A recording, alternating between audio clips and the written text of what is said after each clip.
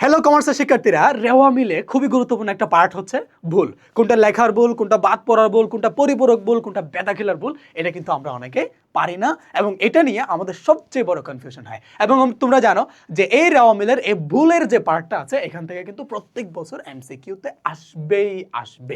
সুতরাং এখানে এটাকে আসলে পাশ কাটানোর কোনো সুযোগ আমাদের নাই। তো আজকের এই ভিডিওতে এই ভুল সম্পর্কিত যত ধরনের প্রবলেম আছে সব প্রবলেম তোমাদেরকে সলভ করে দিব। তোমাদের আর কোনো ধরনের কনফিউশন থাকবে না, কোনটা বেদা খেলার ভুল, কোনটা পরিপূরক ভুল, কোনটা লেখার ভুল এবং কোনটা বাদ পড়ার ভুল, এই ধরনের আর কোনো সমস্যা তোমাদের থাকবে না। তো এই ভুল সম্পর্কে বিস্তারিত জানতে চাইলে এই ভিডিওটা তোমাকে পুরোপুরি দেখতে হবে, না টেনে। চলো আমরা শুরু করি। তাহলে তোমরা দেখতে পাচ্ছ রেওয়া মিলের ভুলটা দুই রকম, একটা হচ্ছে যে ভুল ধরা পড়বে, একটা হচ্ছে যে ভুল ধরা পড়বে না। তাহলে যে ভুল ধরা পড়বে না সেটাকে আবার দুই ভাগে ভাগ করা যায়, একটা হচ্ছে করণিক ভুল, একটা হচ্ছে নীতিগত ভুল। তাহলে করণিক ভুলকে আবার চার ভাগে ভাগ করা যায়, একটা হচ্ছে বাদ পড়ার ভুল, একটা হচ্ছে লেখার ভুল, একটা হচ্ছে বেদা খেলার ভুল, একটা হচ্ছে পরিপূরক ভুল। দেখো এই যে যেগুলো ধরা পড়ে সেগুলো আবার 6 রকম। কত রকমের? 6 রকমের। একটু পরে ডিটেলস পড়বো। এখন তোমরা একটু মনে রাখার চেষ্টা করো যে আসলে ভুলগুলো কিরকম। যদি হচ্ছে যে এটাকে পারলে এটাকে কি করতে পারো, একটা স্ক্রিনশট দিয়ে নিয়ে রাখতে পারো, যাতে করে তোমাদের পরবর্তীতে এটা কি হয়, বুঝতে সুবিধা হয়। তাহলে কি হলো, রেওয়া মিল যখন তুমি প্রস্তুত করবা সেখানে ভুল ধরা পড়বে। রেওয়া মিল তুমি হচ্ছে করে ফেলছো, এখন মিলে নাই, তুমি দেখতেছো মিলে নাই। তাহলে না মিলার পরে তুমি দেখবো হচ্ছে ভুল তো খুঁজে বের করতে হবে। তো সে ধরে পড়ার মতো ভুল আছে, ধরে পড়ার মতো ভুল, ধরা পড়ের মানে ধরা পড়বে সেরকম ভুল আছে তোমার 6টা, আর ধরা পড়বে না সেরকম ভুল আছে 2টা। সে 2টার মধ্যে আবার করণিক ভুল যে পার্টটা আছে সেটার আবার 4টা পার্ট আছে। সেগুলোই হচ্ছে আমরা এখন ডিটেলসে শিখবো। আসো, প্রথম বিষয় হচ্ছে কোনগুলো রেওয়া মিলে ধরা পড়বে। রেওয়া মিলে ধরা পড়বে সেখান থেকে একটা ভুল হচ্ছে, দেখো, বাদ পড়ার ভুল। একটা ভুল কি? একটা হচ্ছে বাদ পড়ার ভুল। বাদ পড়া জিনিসটা কি, এদিকে তাকানোর দরকার নেই, একটু এক্সাম্পলের দিকে খেয়াল করো। বলতেছে রহিমকে 5,000 টাকা দেওয়া হলো, যার বেদা ঠিক থাকলেও ক্ষতি না, শুধু রহিমের হিসাব তোলা হলো, নগদান হিসাব তোলা হলো না। তাহলে কি হলো, দেখো রহিমকে দেওয়া হলো 5,000 টাকা, রহিমকে দেওয়া হলো কি 5,000 টাকা। এখন তুমি দেখবে এটাকে আমরা জাবেদা করলে কি হয়, পাওনাদার হিসাব, নগদান হিসাব, তাই না? নগদান হিসাব হচ্ছে ক্রেডিট হবে, পাওনাদার হিসাব হচ্ছে কি পাওনাদার বা রহিম হিসাব, এটাকে আমরা যেভাবেই দেই আর কি, তাই না?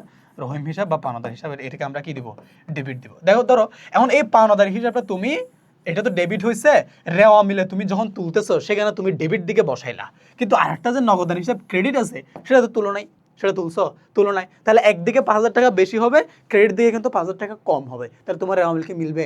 মিলবে না। তাহলে এটাকে আমরা কি বলবো, বাদ পড়ার ভুল বলবো। আসো এবার লেখার ভুল। কি ভুল? লেখার ভুল। এখন লেখার ভুল এখানে হচ্ছে যে এখানে সংজ্ঞা দেওয়া আছে, ওখানে তাকাইও না, একটু এক্সাম্পলের দিকে দেখো। রহিম হিসাবে ডেবিট 5,000 টাকাকে খতিয়ানে ক্রেডিট দিকে লিখে ফেলা হলো, আবার নগদান হিসাব কেউ ক্রেডিট দিকে লিখছে। কথা বুঝতে পারতেছো? এই যে তুমি দেখতেছো এখানে কি, এখানে হচ্ছে একটা জাবেদা। তাহলে এই জাবেদার মধ্যে এটাকে তুমি কি করছো, এটাকে তুমি ধরো হচ্ছে যে এটাকে তুমি পাওনাদার হিসাব ডেবিট হয়েছে, নগদান হিসাব হচ্ছে ভাইয়া ক্রেডিট। এখন তুমি কি করছো, এটাকে তুমি ভুলে ক্রেডিট দিকে লিখে ফেলছো, এটাকেও ক্রেডিট দিকে লিখছো। তাহলে দুই দিকে একই টাকা, দুই দিকে দুইবার যোগ করছো, কিন্তু এদিক ডেবিট দিকে তো কোনো টাকা যোগ করো নাই। তার মানে কি এটাকে, এটা তার মানে কি রেওয়া মিল মিলবে? মিলবে না। তাহলে এটাকে আমি কি বলবো, এটাকে আমি বলবো লেখার ভুল। তুমি লিখতে গিয়ে ভুল করছো, বুঝতে পারতেছো? Okay fine. এখন আসো টাকার অঙ্কে ভুল। টাকার অঙ্কে ভুল এটা খুবই সহজ, এটা বুঝতেই তো সুবিধা হয়। ধরো 2,000 টাকা, এই 2,000 টাকার লিখতে গিয়ে তুমি ভাইয়া কি করলা, তুমি হচ্ছে একটা শূন্য, তুমি দেখে বা হচ্ছে যে কি, তুমি হচ্ছে একটা শূন্য বাড়াই দিয়ে সেটাকে তুমি 20,000 লিখে ফেলছো। কি করছো? 20,000 লিখে ফেলছো। কথা বুঝতেছো? হ্যাঁ। তাহলে কি হচ্ছে, তুমি হচ্ছে যে 20,000 টাকার এখানে তুমি ডেবিট দিকে ধরো, ডেবিট দিকে লিখতে গিয়ে তুমি 2,000 টাকা ঠিকই লিখছো, এখন ক্রেডিট দিকে লিখতে গিয়ে তুমি সুন্দর করে এটাকে 20,000 টাকা লিখে বসে আছো। তাহলে একটা শূন্য বেশি হয়ে গেছে।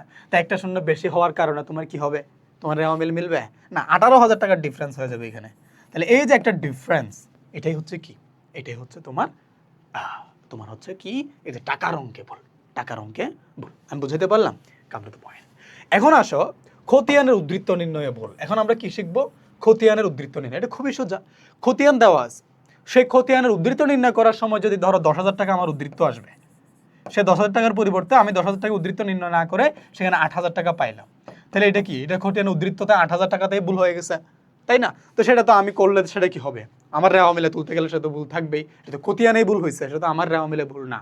বুঝতে পারতেছো? আসো এরপরে তুমি দেখবা যে আসলে খতিয়ানের উদ্ধৃত্ত রেওয়া মিলে স্থানান্তরে ভুল।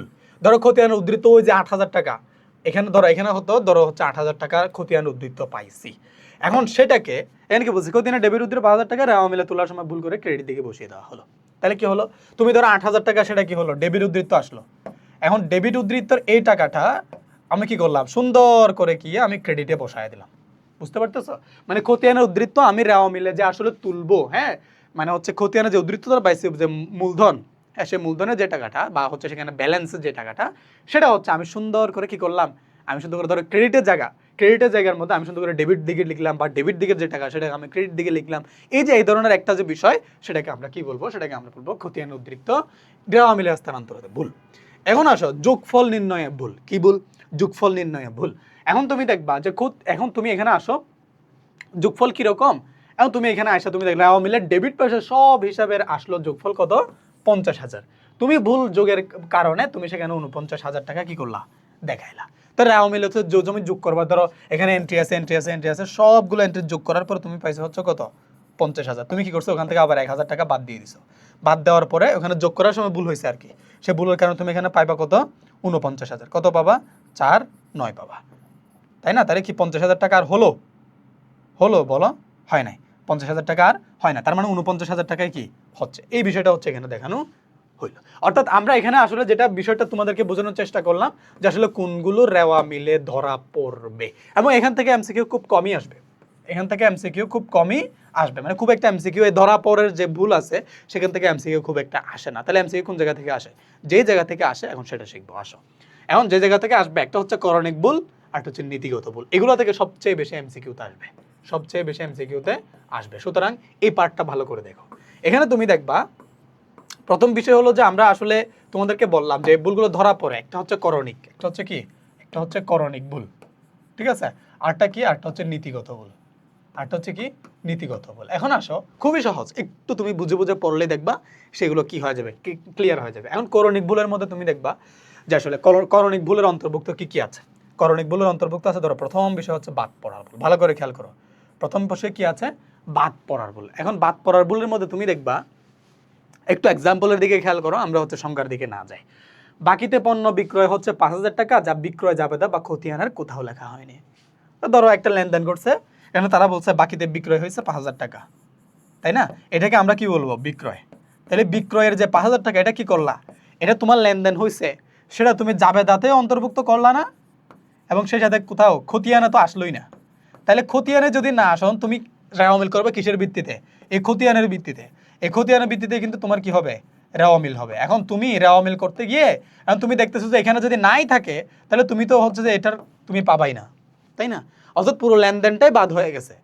বুঝতে পারতেছো, পুরো লেনদেনটাই কি হয়ে গেছে, বাদ হয়ে গেছে। সুতরাং এটাকে আমরা কি বলবো, বাদ পড়ার ভুল বলবো।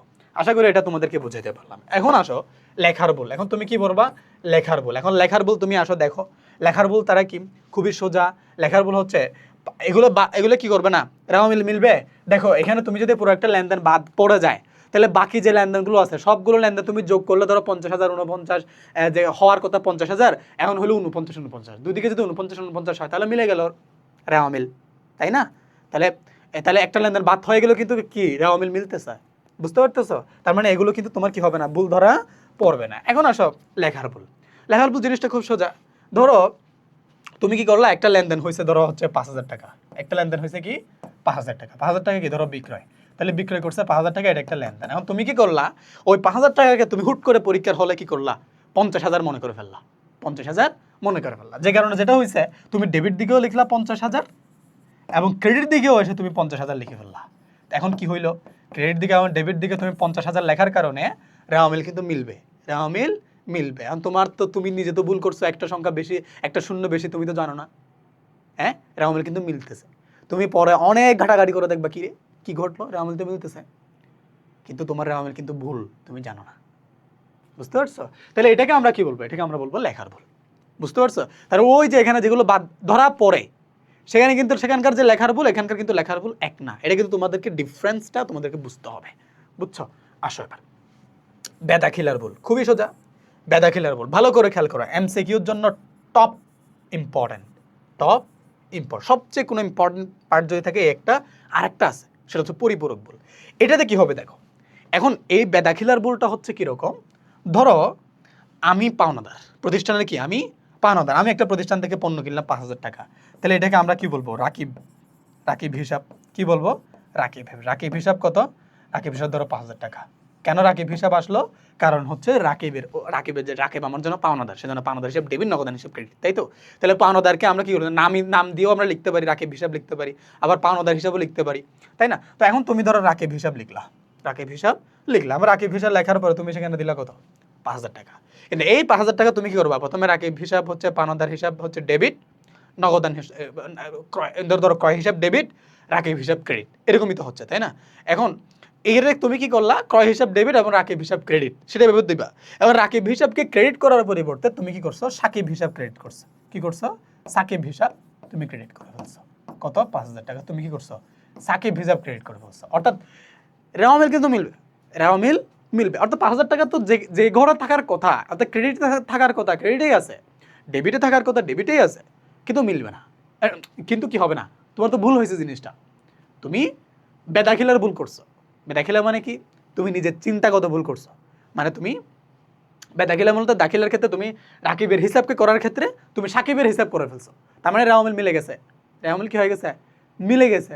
টাকার অ্যামাউন্ট তো একই, তাই না? কিন্তু রাকিব লিখতে গিয়ে তুমি সাকিব লিখছো। অর্থাৎ নামের যে এদিক সেদিক সেটা মাথায় রাখবা। পরীক্ষার প্রশ্ন যদি আসে রাকিবের জায়গায় সাকিব, সুন্দর করে বেদাখিলার ভুল লিখে দেবা।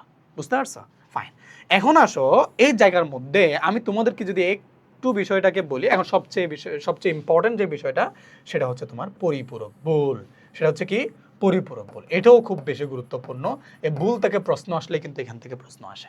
পরিপূরক ভুল জিনিসটা কি এটাও একটু বোঝার চেষ্টা করো। ধরো তোমার এখানে হচ্ছে ডেবিট টাকা, এখানে হচ্ছে ক্রেডিট টাকা, এ পাশে ডেবিট টাকা আর এ পাশে কি?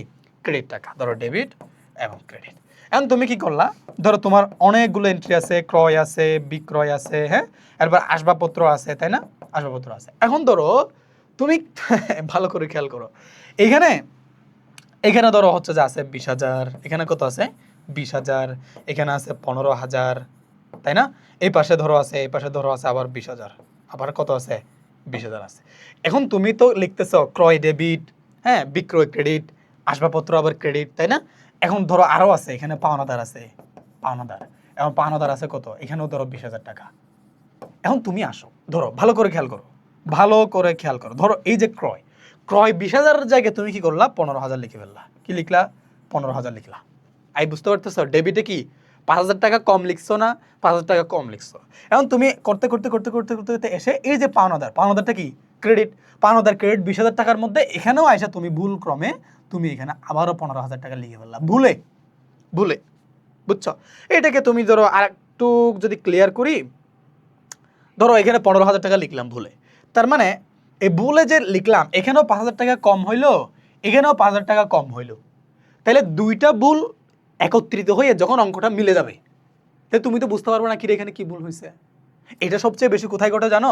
ধরো এখানে তো 15,000 লিখলাম, এখানে সবচেয়ে বেশি যেটা ঘটে তুমি দেখবা যে এখানে কি আছে, এখানে হচ্ছে একটা শূন্য তুমি কম লিখে ধরো 2,000 টাকা লিখে ফেলছো। কি লিখছো? একটা শূন্য কম হয়েছে, এখানেও এসে একটা শূন্য কম হয়ে গেছে। তাহলে ভুলটা হবে কি না? হবে কি না? এখানেও 2,000 হয়ে গেল, এখানে 2,000, তাহলে এখানেও 18,000 টাকা কমে গেল, এখানেও 18,000 টাকা কমে গেল। অর্থাৎ দুই পাশেই যখন তোমার একই ভুল হবে, টাকার অঙ্ক যখন মিলে যাবে, তখন সেটাকে আমরা বলবো পরিপূরক ভুল। আমি বুঝাতে পারলাম?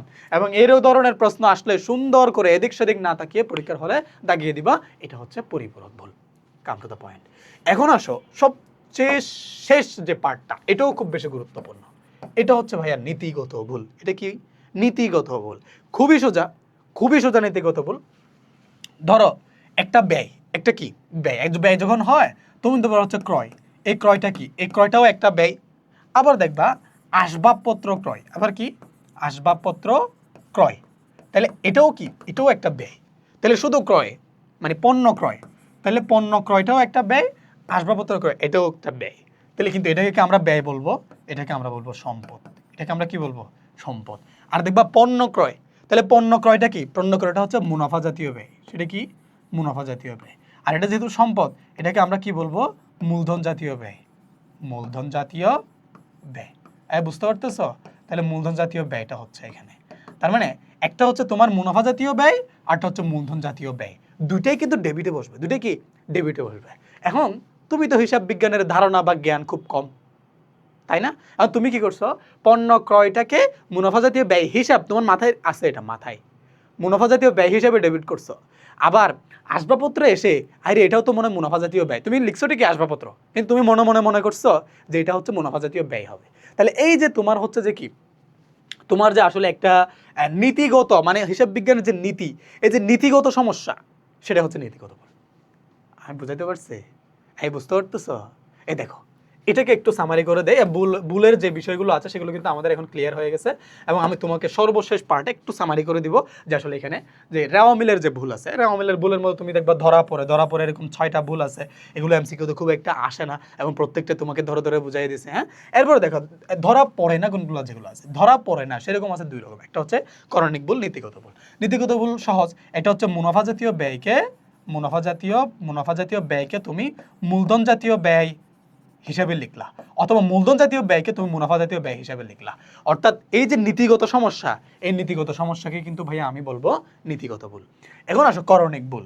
করণিক ভুলে আছে একটা হচ্ছে বাদ পড়া ভুল, পুরো লেনদেনটাই বাদ পড়ে যাবে, এরকমের কিন্তু মিলবে।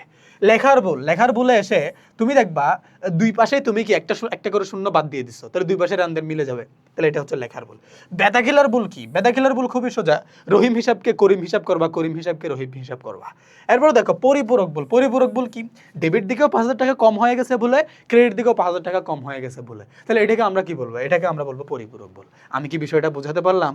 একই বেশি কঠিন না, খুব বেশি সোজা। এবং এই ভুল নিয়ে আশা করি তোমাদের আর কোনো ধরনের প্রবলেম থাকবে না। এবং প্রবলেম যদি থাকে আবার প্রথম থেকে ভিডিওটা দেখে হচ্ছে তুমি একটু আবার পর্যালোচনা করো, দেখবা যে ইনশাল্লাহ এই ভুল নিয়ে আর কোনো ধরনের প্রবলেম থাকবে না। আমি প্রথমে ডিটেলসে পড়াইছি, আবার কিন্তু সামারি করে দিছি। বুঝতে পারছো? ওকে, ফাইন।